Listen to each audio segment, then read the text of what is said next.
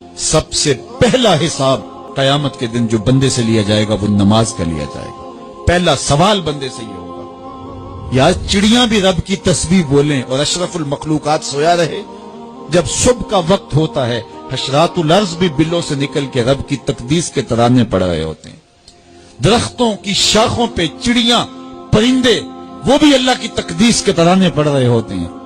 حشرات الارض بھی اس کی تقدیس کے گیت گا رہے ہوتے ہیں، اور اشرف المخلوقات خراٹے لے رہا ہو۔ اس سے بڑی بد نصیبی کیا ہو سکتی ہے؟ آئیے 5 گانا نماز شعار زندگی بنا لے۔ اس مجلس میں اگر کوئی بے نمازی ہے تو آج عزم مصمم کر کے یہاں سے لوٹے کہ آج کے بعد نماز نہیں چھوڑوں گا۔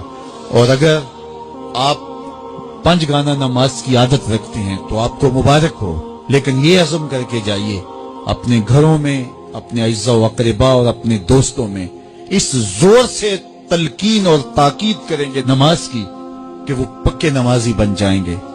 بندہ بندگی سے سجتا ہے، زندگی آمد برائے بندگی، زندگی بے بندگی شرمندگی۔ اگر زندگی میں بندگی نہیں تو زندگی کے پلے ہے کیا؟